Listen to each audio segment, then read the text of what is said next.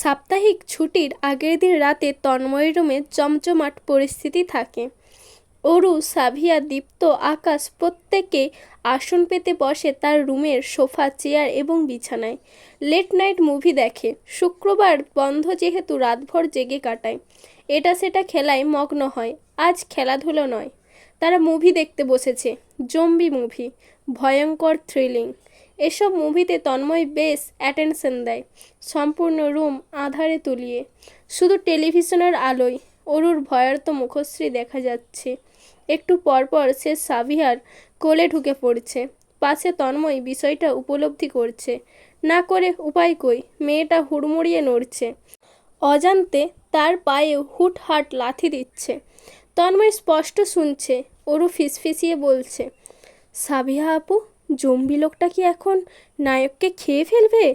Savia movie দেখায় বিভোর। সে ধীর গলায় বলল, পরে বলবো, দেখতে দে। অরু সাভিয়ার কোল থেকে বেরিয়ে সোজা সাপটা হয়ে বসলো। সে এখন কার কাছে যাবে জানা আছে তন্ময়ের। মুহূর্তে অরু ঘেঁষে তন্ময়ের পাশে বসলো। ধীর গলায় বলল, তন্ময় ভাই, জম্বি লোকটাকে কি খেয়ে ফেলবে? ওপাশে সাবিয়া হাসছে নিঃশব্দে। তন্ময়ের দৃষ্টি টেলিভিশনে। সে দৃষ্টি না ফিরিয়েই জবাবে বলে, সবাইকে খেয়ে ফেলবে। টেলিভিশন থেকে বেরিয়ে তোকেও খেতে পারে। কথাবার্তা বলিস না। অরু আতঙ্কে মাথা দোলায়। তন্ময়ের এ ধরনের কথায় ভয় পেয়ে বসে দীপ্ত। ধরফড়িয়ে উঠে দৌড়ে বেরিয়ে যায়। তার চেঁচামেচি শোনা যাচ্ছে নিচ থেকে। অরু আবার ওর থেকে বড় মানুষ কিনা অতটা ভয় পায়নি। তবে বাকিটার সময় চুপসে রইল। ভয়ঙ্কর দৃশ্যগুলোর সময় হুটহাট একটু চোখ বন্ধ করে ও মাগো বলছে।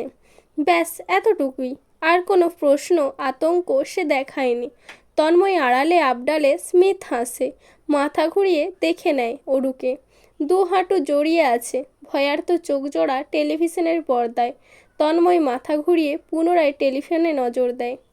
তন্ময় ভাই, আমি একটা বিচার নিয়ে এসেছি।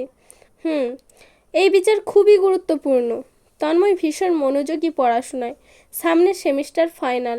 একটা কঠিন চ্যাপ্টারে আপাতত নজর দিচ্ছে। হাতে ক্যালকুলেটর। মনোযোগ ছিন্ন বিচ্ছিন্ন না করেও বেশ সাবলীল গলায় জবাবে পুনরায় বলল। অরু আতঙ্ক নয়নে চারিপাশে তাকিয়ে নেয়, বিশেষ করে দরজার দিকটায় কেউ চলে আসে নাকি। সে আরেকটু কাছে গিয়ে বসে। গলার স্বর নামিয়ে মিনমিন করে। তন্ময় এবার হাতের কলম ক্যালকুলেটর টেবিলের ওপর রাখে। কিছু একটা হয়েছে, আঁচ করতে পেরেছে। অরুর দিক পূর্ণ নজর তাক করে।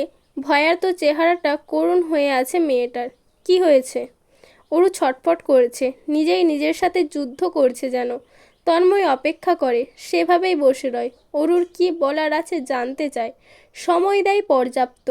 অরু হাঁসফাঁস করে সময় নিয়ে বলেও, আমার স্কুলে যেতে ভয় লাগে। তন্ময়ের দৃষ্টি তীক্ষ্ণ হয়। ভ্রু দুয়ের মাঝে ভাঁজ পড়ে। কণ্ঠ চওড়া না করার প্রচেষ্টা সহিত প্রশ্ন করে, কেন? অরু পুনরায় ছটফট করছে। দৃষ্টি তার এলোমেলো। চিন্তায় তন্ময়ের রক্তের ভাঁজে ভাঁজে ভয় ঢুকে কোনো খারাপ কিছু অগোচরে হচ্ছে নাকি অরুর সঙ্গে। তার চিন্তাভাবনা মাথায় ঘুরপাক খেতে থাকে। নিজেকে শান্ত করে ডান হাত অরুর মাথায় রাখে। চুল বুলিয়ে দিয়ে সাবধানজনিত গলায় বলে, আমাকে বল, কি হয়েছে? আমি দেখব। ভয় পাওয়ার কোনো কারণ নেই, আমি আছি না। অরু মাথা দোলায়। সরল গলায় স্বরে আজ ভয়ার্ততা লেপ্টে। দুদিন ধরে আমাকে একজন ভদ্রলোক ফলো করে, খাবার সাধতে চায়। বলে কি ঘুরতে নিবে আমায়। সুমনাও লোকটার সঙ্গে ঘুরে। আর ও আমায় প্রত্যেক দিন বিরক্ত করে। বলে কি চল মিলেমিশে যায়, আমাদের মজা কিনে দিবে নাকি। কিন্তু আমি তো মজা চাই না।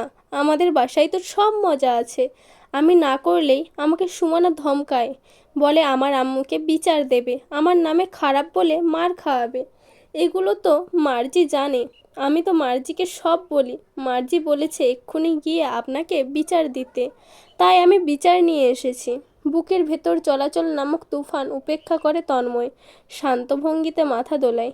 সে একইভাবে অরুর মাথায় হাত বুলিয়ে বলে, সকালে আমি যাব সঙ্গে, ভয় নেই। শুয়ে পড়ে গিয়ে, রাত হয়েছে।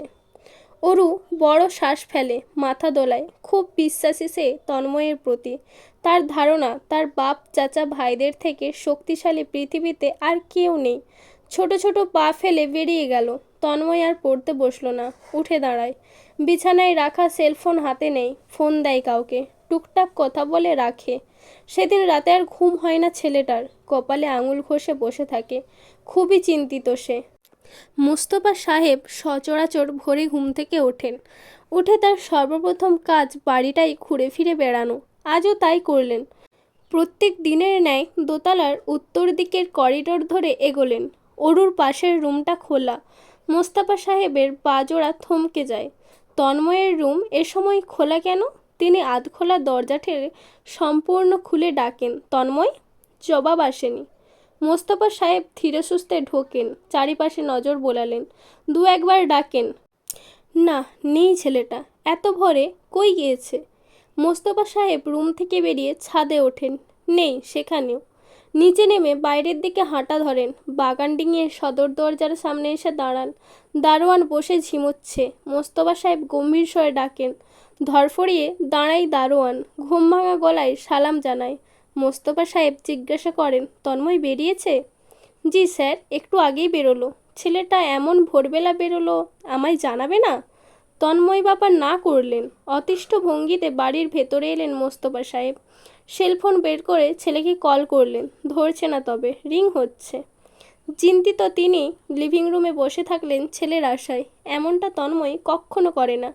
পরিপাটি ছেলে সে, উচ্ছৃঙ্খল বোধক কোনো আচরণ তার মধ্যে নেই। কি এমন হলো?